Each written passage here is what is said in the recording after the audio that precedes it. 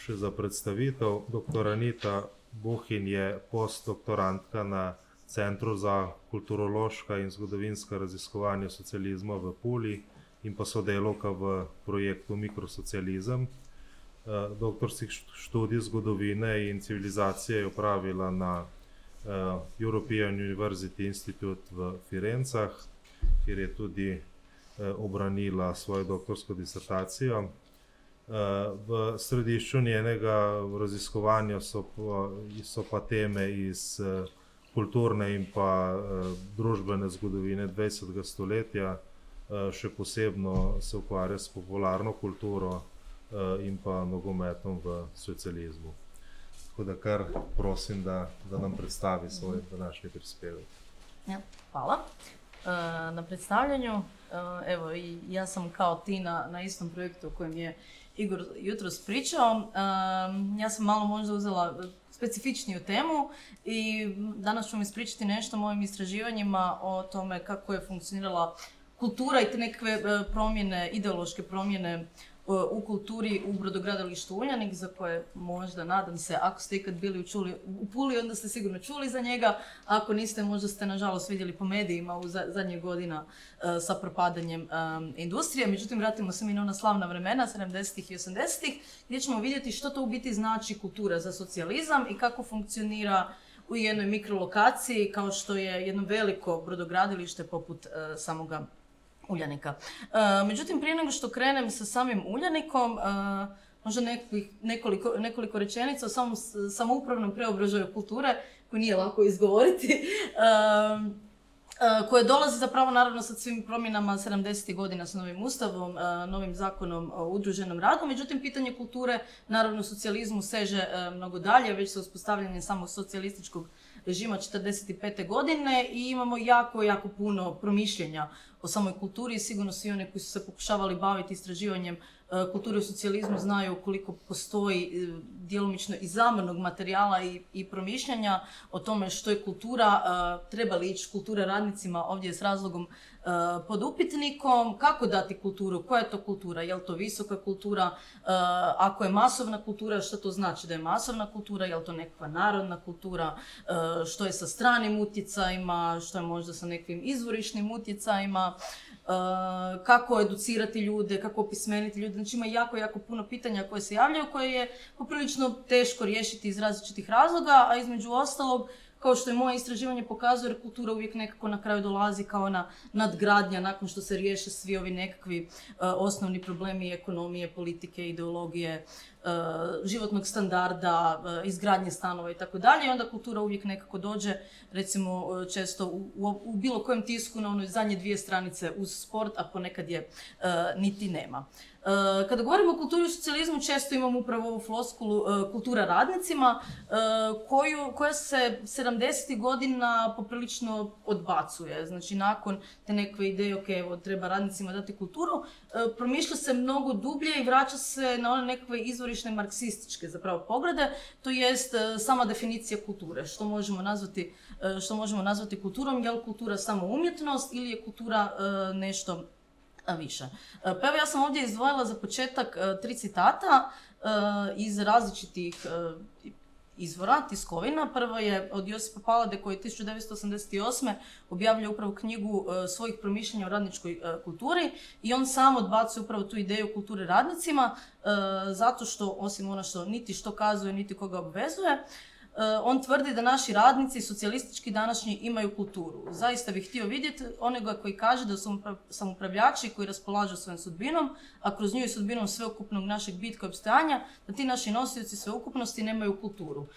Oni koji su se možda bavili kulturnom teorijom, možda malo priziva Raymonda Williamsa, Culture is ordinary, znači ideja da zapravo kulturu imamo svi i kultura je sveukupnost života, nije nešto što treba biti naučeno. Prema tome, kulturu ne možemo donijeti radnicima, jer sami radnici već posjeduju nekakvu svoju kulturu koja nije nužno radnička kultura. Jakopović 76. znači 10 godina ranije, također u jednoj vrlo važnoj knjizi o radničkoj kulturi, govori kako je kultura, kako je možda zamišljamo u nekom užem smislu, proizvod klasnog društva i podjele rada. kojem biva dovršeno razvijanje duhovnih potencija, proizvodnje od fizičkog rada i formiranje kulture, kulturni sektor, društvenog rada i života uopće. I tu se zapravo prvi put možda upravo odbacuje ta neka ideja kulturnog sektora, to jest odvajanje kulture isključivo kulturnjacima, isključivo nekim kulturnim institucijama i otvara se prostor za samoupravne interesne zajednice koje dolaze, koje bi trebale dati napokon radnicima nakon svih ovih faza opismenjavanja, okulturnjavanja, edukacije, prosvjetiteljstva i tako dalje, priliku evo da oni zaista postanu ravnopravni sudionici kulture i da tu više ovi akademski educirani ljudi, umjetnici, različite kulturne institucije ne mogu više biti jedini koji odlučuju o tome što je kultura i što će biti na nekakvom kulturnom repertoaru. Sve te ove priče možemo vidjeti na nekoj najnižoj razini, konkretno u časopisu samog brodogradilišta Uljanik, gdje Josip Iskra u jednom tematu od nekoliko brojeva, 1980. također promišlja što je to kultura, pogotovo u jednom okruženju poput brodogradilišta Uljanika, te on ovdje upravo spominje marksističko određenje kulture, koje proizlazi od čovjeka kao tvorca svega, kao bića koje radi i stvara i tako uvećavajući svoju moć prema prirodi, približava se svom konačnom cilju, slobodi.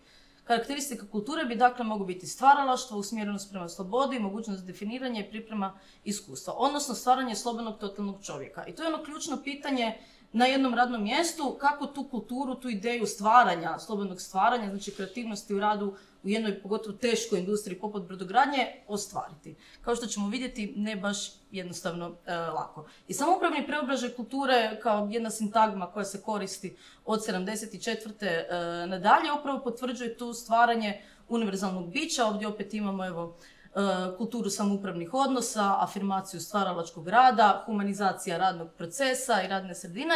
To jest upravo taj nekav preobražaj cijele čovjekove ličnosti i njegovog svakodnevnog funkcioniranja kako na radnom mjestu u njegovom oru ili u slobodnom vremenu manje više u mjesnim zajednicama, to jest kako čovjeka osloboditi da on ostvari svoj puni potencijal što god to jest. To jest ako netko ima nekakve možda umjetničke nagone, on bi trebao imati sve moguće temelje kako bi ih ostvario. Ako ih nema, trebao bi se možda ponašati pristojnije prema svojim suradnicima, prema ljudima u svojoj okolini, trebao bi brinuti za okoliš, trebao bi brinuti o sebi, o svojoj higijeni, o svom izgledu, o svom ponašanju, trebao bi biti kreativan koliko je to već moguće u svom radu, ne biti otuđen, trebao bi poštovati radnu disciplinu.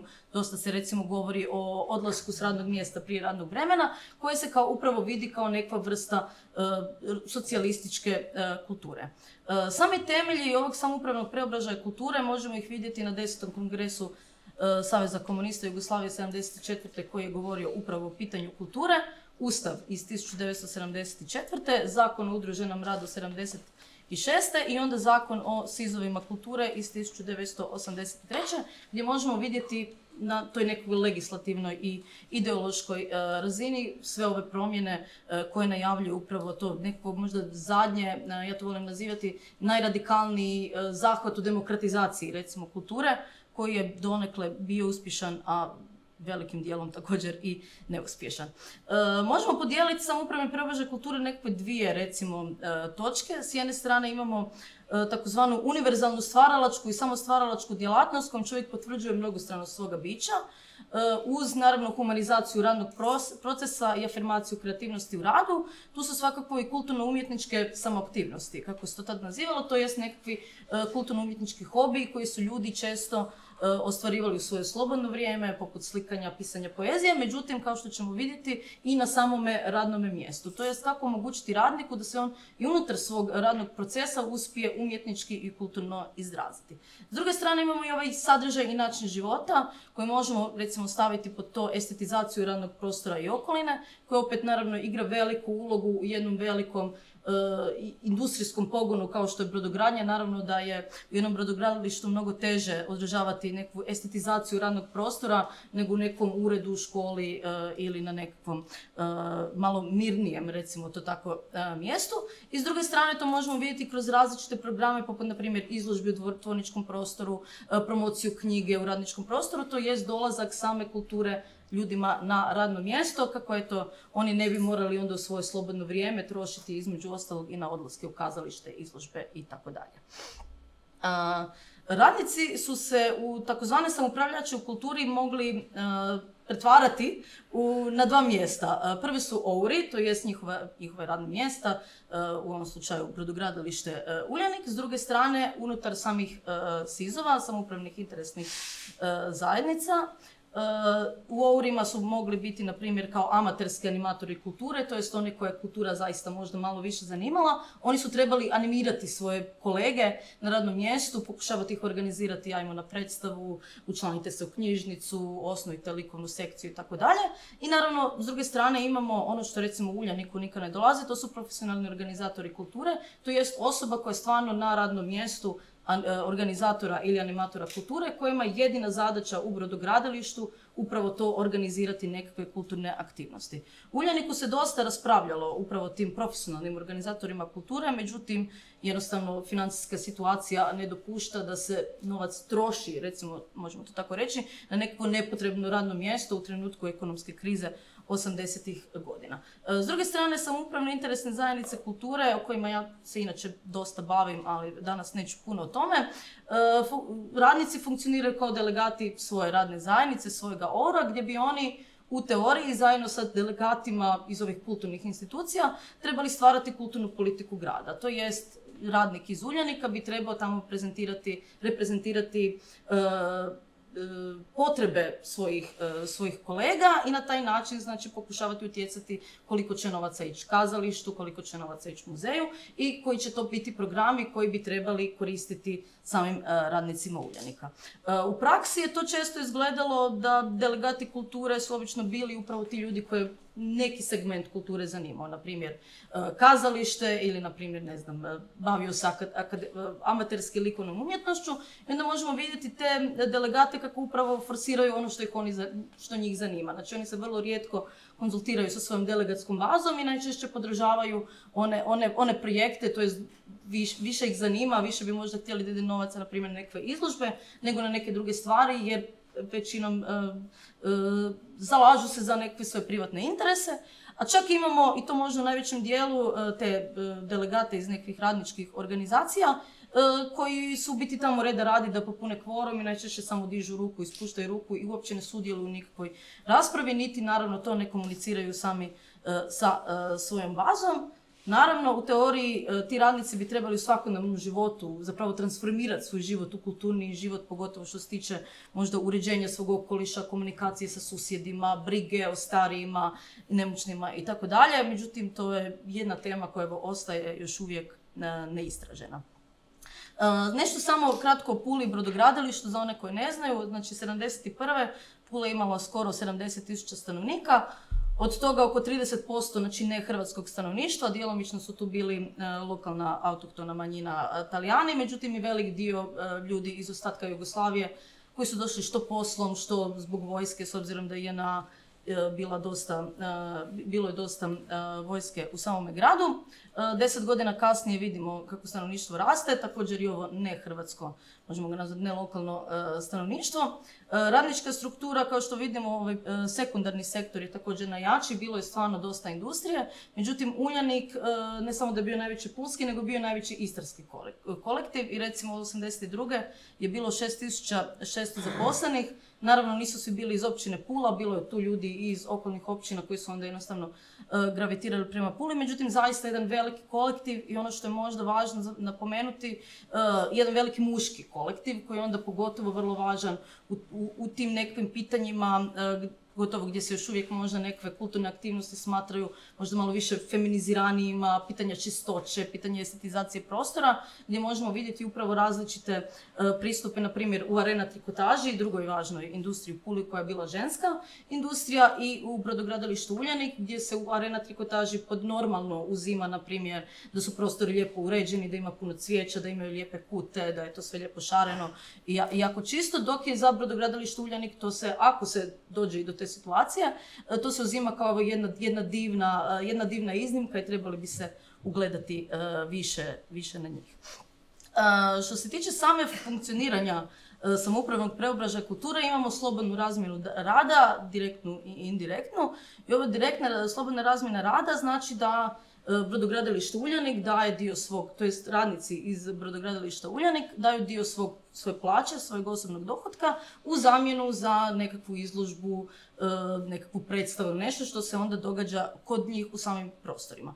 Pa tako evo često imamo, uspjela sam izdvojiti čak i nešto fotografija, imamo na primjer česte izložbe u Blagovaonici, što profesionalnih umjetnika, a što zapravo domaćih, znači slikara, amatera iz samoga Uljanika i evo možemo vidjeti tu nekoliko isičaka iz novina koji se onda često organizirane upravo u Blagovaonici, pa bi onda ljudi za vrijeme svoje pauze kada objeduju trebali usput i malo razgledati umjetnost. Često su im organizirani posjeti kulturnim događajima, različiti popusti preko sindikata za posjete nekim predstavama, koncertima klasične glazbe.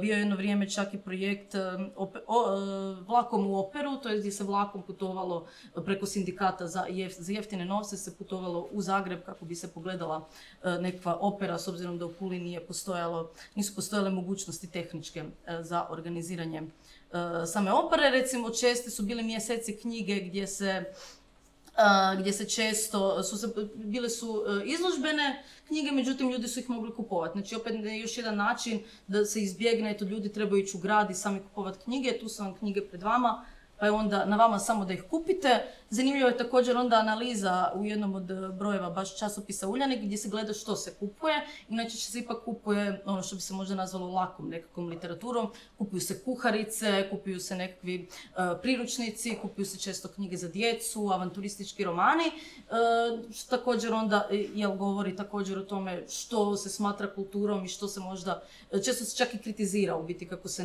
ne kupuje možda ovo nešto možda ozbiljnije ili važnije. I ono što je možda također jedan od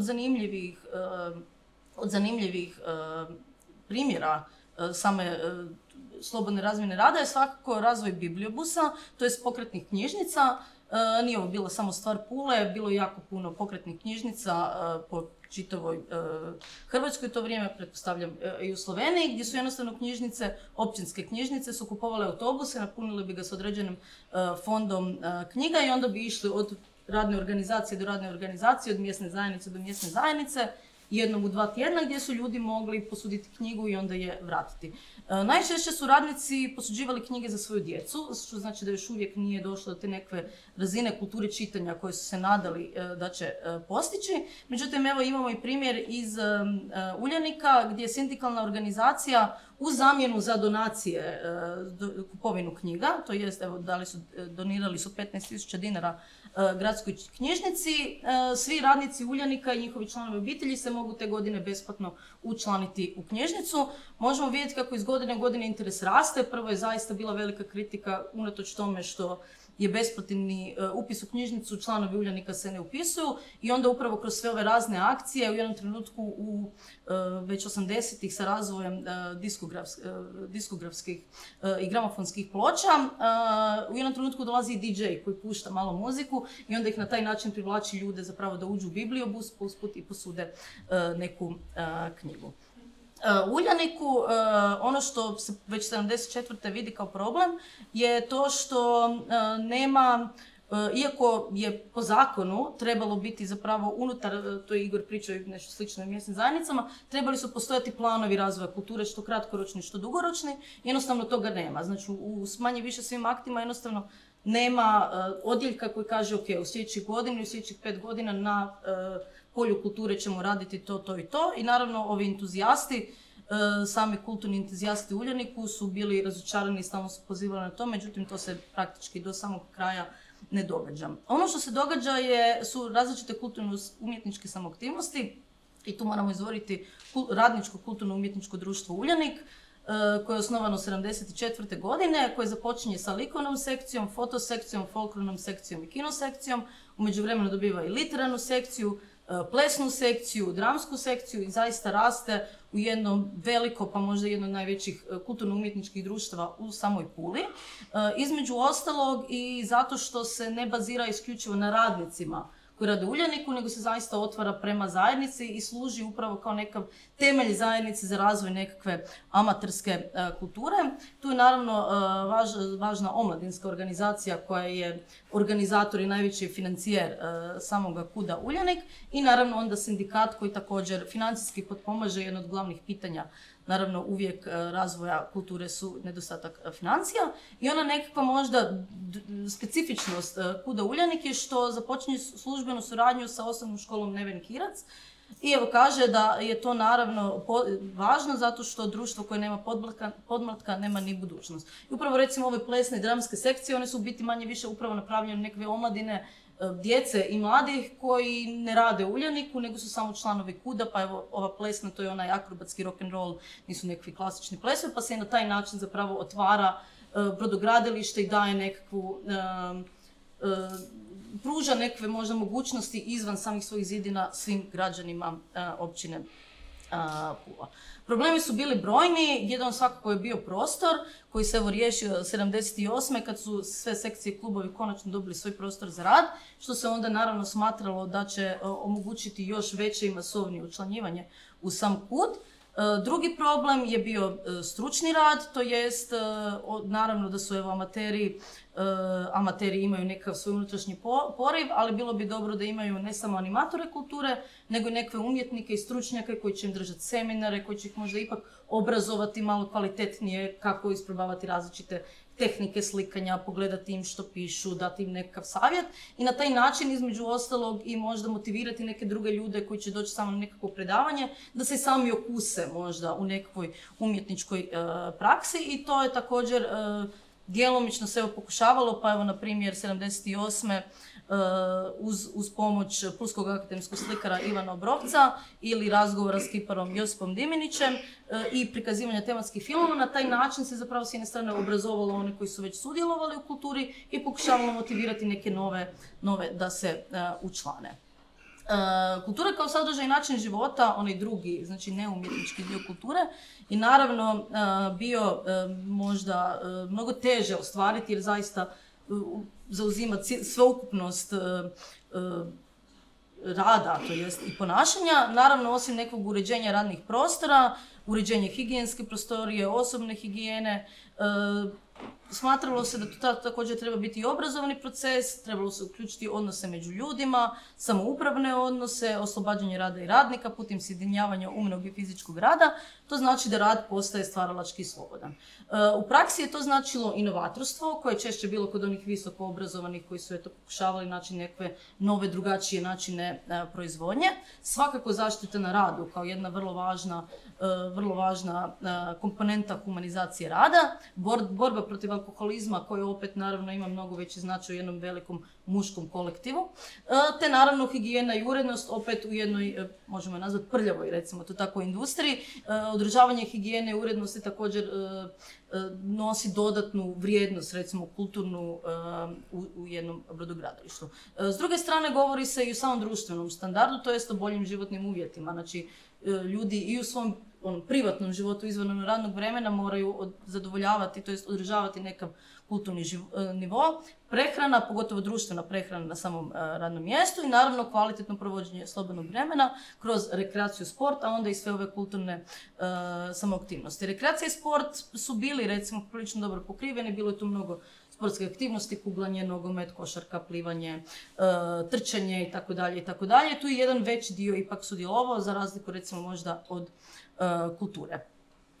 I evo sad pri kraju imam dva primjera, recimo jedna prehrana i druga estetizacija radnog prostora. Možemo vidjeti kako se već i kroz samu izgradnju nove suvremenije kuhinje, to jest blagovaonice, može pokazati taj nekakav prvi korak prema toj samoupravnom preobražaju kulture. Znači ona će biti ugodnija i funkcionalnija, još ako ima cvijeće koje će ukrašavati prostorije, na zidove će se moći postaviti neka umjetnička ostvarenja naših likovnih i fotoamatera, pustit će se glazba koja će se moći čuti iz više ugrađenih zvučnika. Sve to treba zapravo omogućiti neku humaniji odnos prema radu i radnome mjestu. Međutim, osim samog izgleda same nove blagovaonice, radnici se također trebaju dolično ponašati. Možemo ovdje vidjeti primjer jedne kuharice koja hvali disciplinirano ponašanje onih koji se hrane u blagovaonici, ne guraju se u linijama, vrlo su pristojni za stolovima, nakon objeda vrate platani za posuđe, sve u biti onako kako bi trebalo biti. Međutim, vidimo jednog anonimnog pisača pisma za časopis Uljanik koji je iznervira užasno jednim događajem, to jest nemarnost i drskost, on naziva to čak i hrabrost, da prstima vade so i biber iz solanika. Pa da se to radi u vlastitoj blagovaonici kod svoje kuće i sa netom opranim rukama, bilo bi to nezgodno, a kamoli u blagovaonicama s 1000 abonenata. I onda velikim tiskanim slovima, gdje je tu osnovna higijena? Znači možemo vidjeti da još uvijek ima upravo ti nekih pitanja i zapravo posramljivanja ovih koji se to ne znaju ponašati, a već bi se i trebali ponašati nakon 30-40 godina socijalizma u Puli i Jugoslaviji. S druge strane, estetizacija tvorničkog prostora također je vrlo važna u jednom industrijskom okruženju, pa evo između ostalog i sami izvori to potvrđuju, industrijski izgled koji stvaraju cijevi, dizalice i tvorničke zgrade, da ima se mnogo prijatnije kad se tu i tamo naiđe na neku zelenu površinu. Unatoč tome što je Uljanik imao zaposlen par vrtlara koji su to pokušavali održati, češće su upravo bile nekakve akcije određenih radnih zajednica koji su se odlučili sami estetizirati svoj prostor, pa bi recimo petkom i subotom došli, kupili sami cvijeće ili tražili donacije i uredili si svoje vlastito radno mjesto. Naravno, mnogo je to važnije ako je sljedeći tjedan otvorena vrata Uljanika pa da to onda lijepo izgleda i mogućim posjetiteljima. Međutim, kao što vidimo iz ankete 82.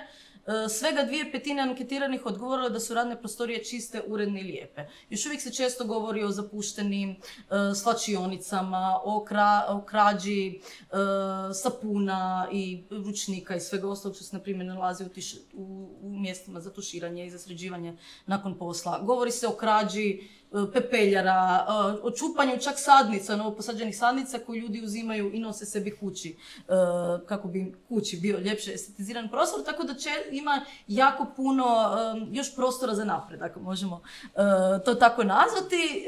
Međutim, za razliku je recimo upravo to od trikotaže Arena, ženske industrije, gdje takvih recimo primjera nema u toj mjeri i često se upravo ističe kako upravo zato što su to možda najveći manuelni radnici, kako bi trebali još više staviti truda u samu estetizaciju, pristojno ponašanje, higijenu, izgled i međusobne odnose. I evo da zaključim, s obzirom da sam malo već pretjerala, možemo vidjeti, na primjer, da su kulturne samoaktivnosti bile stvarno možemo reći velike, možda se to ne izgleda, nije to možda prevelik broj, ali recimo KUD je imao 200-300 članova, znači naravno je tu bio velik dio vanjskih članova koji nisu radili u Uljaniku, međutim neki su ti kulturni amateri stvarno postali, su isprofilirali u prave umjetnike koji dan danas Pula pamti, poput na primjer nekih fotografa koji su stvarno obilježili grad Pulu i izašli izvan tih tvorničkih nekakvih svojih zidova, imali su veliki utjecaj što na grad, a na kraju krajeva i sam KUD Uljanik na kulturnu ponudu grada koja nije ostala zatvorena unutar Uljanika. S druge strane, možemo vidjeti brojna istraživanja i konstantno promišljanje i poboljšanje radnih uvjeta i odnosa prema radu. Znači, konstantno svake godine ima nekakva anketa, nekakvi razgovori, znači načini kako da se ta situacija popravi, kako da ti koji čupaju sadnice ne čupaju ih više. Često se upravo događa to neko anonimno posramljivanje, to jest nemojte tako, pa ružno je, ili naravno s druge strane hvaljenje ovih izvrsnih kolektiva. I ono što je također zanimljivo, upravo to nekako njegovanje međusobnog odnosa radnika nadređenog direktora, to je često kuđenje ovih potonjih, nadređenih i direktora, kako oni u socijalizmu ne mogu se držati da su nekakva viša klasa, to jest kako bi trebali sa svojim podređenima razgovarati na ravnopravnoj razini i to je nekakva kultura međusobnih odnosa, razvijanje samoupravnih odnosa i tako dalje. Najveći problem naravno ostaje financiranje koje je za kulturu uvijek problematično, pogotovo u jednom tvorničkom okruženju i naravno kultura kao problem drugog reda. To je nešto što ostaje što će se razviti, čemu ćemo predati više pažnje kad riješimo sve ove probleme, izgradnju stanova, financijsku krizu, izgradnju brodova i svega toga. Naravno, znamo kako je priča kasnih 80-ih završila i kultura na kraju krajeva nikad ne dolazi na red. Kud Uljanik postoji još i danas, međutim isključivo kao neka neprofitna građanska udruga i kultura kao takva iščezava iz samih zidina, recimo, brodogradilišta i prebacuje se u neku privatnu sferu i zaboravlja se priča o tome koliko je kultura važna u nekom izgradnji samog radnika. Evo ga, to je to. Evo sad ću završiti, a onda pitanje među kasnije.